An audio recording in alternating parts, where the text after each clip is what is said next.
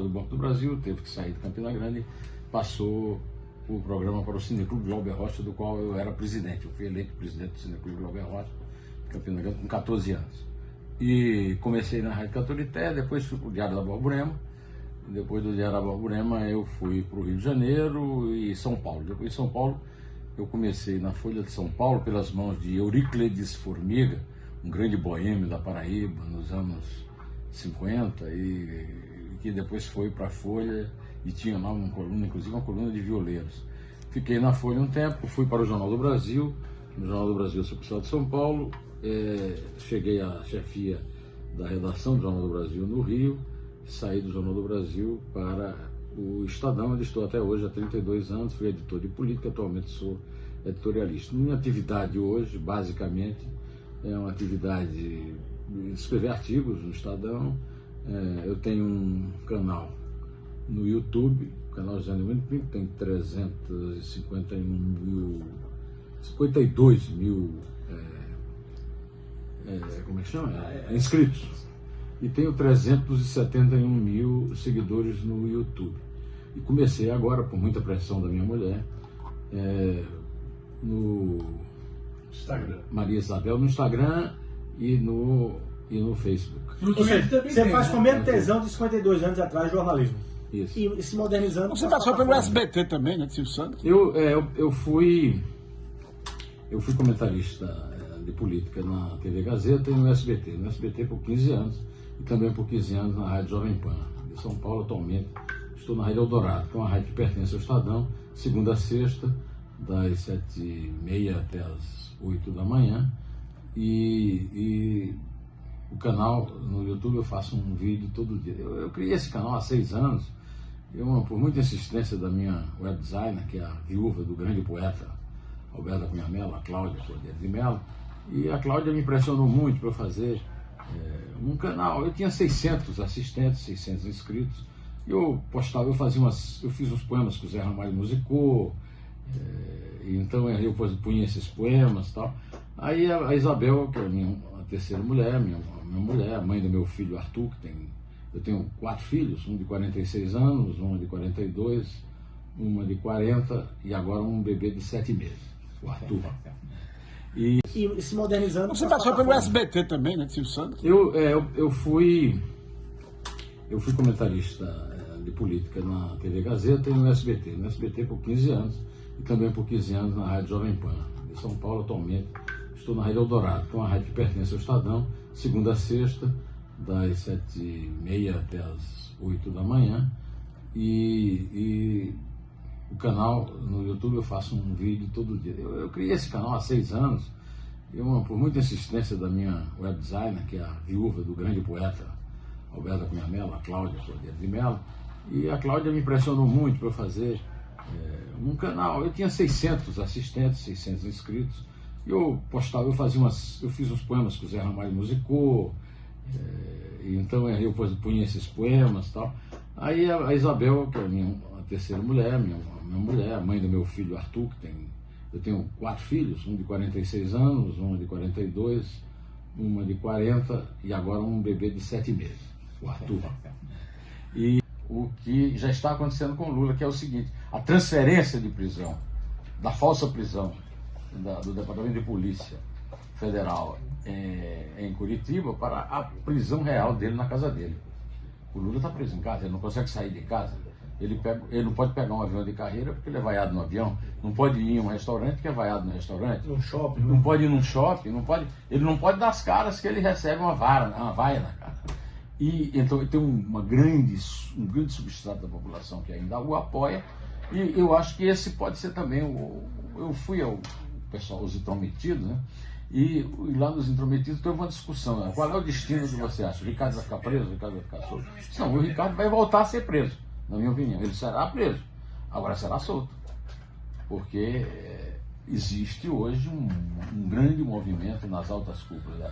E moralmente ele poderia ser candidato este ano ainda? Já que cogita ser candidato a prefeito? Não, moralmente cabe? Não, eu acho que ele não será. Não. Eu acho que ele não será porque não será permitido que ele seja, porque aí seria o fim da picada, a justiça permitir que ele se candidatasse. Ô, Duma, você acha que o STF no Brasil cumpre um papel? Qual papel o STF você acha que cumpre hoje neste país? Soltar os bandidos que a primeira instância prende. Não é um bom papel, assim, não seria um bom papel. Assim. Não, é o pior papel possível. Né? Esse certamente é o Acho pior. que ele não funciona como uma balança de equilíbrio na questão de algum eventual excesso processual? Os eventuais excessos processuais que existem, os erros judiciais que existem, são mínimos diante da corrupção que existe. Muito bem o Lula. Eu ganhei um prêmio ESSO de informação econômica com a reportagem que eu fiz para o Jornal do Brasil, de 7 páginas, uma série, uma sequência, chamada Perfil do Operário Brasileiro Hoje, na qual eu entrevistava operários anônimos, era ditadura, a respeito de tudo, família, sexo, política, religião, e escolhia um personagem e usava esse personagem com a cara e com a história. Um desses personagens era o Lula, que tinha acabado de assumir em 1975 o Sindicato dos Metalúrgicos de São Bernardo do Campo e Diadema, hoje Sindicato dos Metalúrgicos do ABC. O Lula, eu testemunhei como repórter, né, a absurda inteligência do Lula, o talento incomum, não apenas o carisma, mas também um talento absurdo para a comunicação, né? Eu sempre achei que a comunicação não interessa o que você diz, interessa como o cara ouve, né? E o Lula é muito talentoso nisso, né? E também logo no início eu já saquei que ele era um malandrinho, né? O Lula nunca foi um esquerdista, o Lula nunca teve, e por causa disso o pseudo-filósofo Olavo de Carvalho esculhambou um livro que eu escrevi, O Que Sei de Lula, porque eu disse que o Lula não é, nunca foi, nunca será de esquerda, né? Ao contrário do Ricardo Coutinho, né? Ricardo Coutinho é um socialista de raiz, um homem que tem uma tradição na esquerda, e eu estou até aproveitando aqui vocês, estou falando uma coisa que eu nunca escrevi, mas estou pensando seriamente em fazer um artigo. Eu faço um artigo uma quarta-feira sim, uma quarta-feira não. Quarta-feira que vem o artigo na página 2 do Estadão, eu terei um artigo e estou com vontade de escrever sobre esse tema adentro aqui para vocês, que é o seguinte: a proximidade que existe entre o socialismo e a corrupção. Mundial isso, né? Historicamente. Não, é histórico, pelo simples fato de que o socialismo é a negação do capitalismo. Então, eu considero assim que se fosse colocar uma epígrafe, uma coisa na história da Operação Calvário, seria um verso muito famoso do Bertolt Brecht, que dizia: não reclame de um assalto a banco, pior do que isso é fundar um. Né? Quer dizer, esse é o espírito do socialismo. Né? E é o espírito que não é o espírito do Lula. O Lula é um espertalhão que pegou uma onda histórica, embalou nela e usou o seu talento para sobreviver com grande folga. Né? Eu conheci o Lula, eu frequentava a casa dele, ele tinha uma casa num bairro operário, soberano, uma casa muito pobre, e hoje o Lula é um dos homens mais ricos do Brasil, né? Numa operação de roubo, né? Uma operação fantástica, que ele assaltou todos os cofres da República. É claro que a dimensão do Ricardo Coutinho diante disso é uma dimensão enorme, porque é uma dimensão da Paraíba. Né? Eu fiz uma conta, quando apareceu a história da Operação Calvário, que explica essa dimensão. O Ricardo Coutinho está sendo acusado pelo Ministério Público de ter pegado propina, por menos até agora já descoberto, 134 milhões.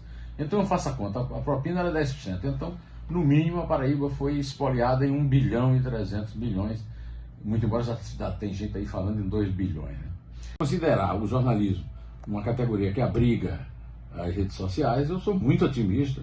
Há uma enorme oferta de conteúdo, né?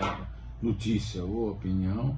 Essa oferta tende a aumentar cada vez mais com a ajuda da tecnologia. Agora, eu tenho 68 anos de idade e sou profundamente pessimista em relação à sobrevivência dos meios tradicionais de comunicação. A minha trajetória fala isso, né, Luiz? O Diário da Borborema fechou, o Jornal do Brasil fechou, depois eu trabalhei no Jornal da Tarde de São Paulo, ele também fechou. e tenho acompanhado a saga das emissoras de televisão tradicionais e dos jornais, que é uma saga decadente. Então, mas só que isso aí, quer dizer, eu mudei drasticamente 3 vezes na minha vida. Eu fui repórter, ganhei o Prêmio ESSO de Informação Econômica e no Jornal do Brasil. Depois disso eu fui burocrata de redação, cheguei a chefe de redação do Jornal do Brasil e aí dei uma guinada de 180 graus para fazer opinião. Eu tenho então, o repórter foi inventado pelo Euríclides Formiga. Euríclides Formiga é um grande jornalista e poeta e intelectual da cidade de São João do Rio do Peixe, que aliás eu todo dia vejo na Globo São José do Rio do Peixe e fico imaginando quem foi que inventou essa cidade de São José do Rio do Peixe. Ou então assim, a que nível de má qualidade chegou o jornalismo da Globo? De inventar uma cidade no sertão da Paraíba e ninguém corrigir. Né? A cidade chama São João do Rio do Peixe. Aliás, quando eu nasci não era Antenor Navarro. Ô Neumann, Ricardo Coutinho é um socialista de raiz, um homem que tem uma tradição na esquerda, e eu estou até aproveitando aqui vocês, estou falando uma coisa que eu nunca escrevi, mas estou pensando seriamente em fazer um artigo. Eu faço um artigo uma quarta-feira sim, uma quarta-feira não. Quarta-feira que vem o artigo na página 2 do Estadão, eu terei um artigo e estou com vontade de escrever sobre esse tema, adianto aqui para vocês, que é o seguinte: a proximidade que existe entre o socialismo e a corrupção. Mundial isso, né? Historicamente. Não, é histórico, pelo simples fato de que o socialismo é a negação do capitalismo. Então, eu considero assim que se fosse colocar uma epígrafe, uma coisa na história da Operação Calvário, seria um verso muito famoso do Bertolt Brecht, que dizia: não reclame de um assalto a banco, pior do que isso é fundar um. Né? Quer dizer, esse é o espírito do socialismo. Né?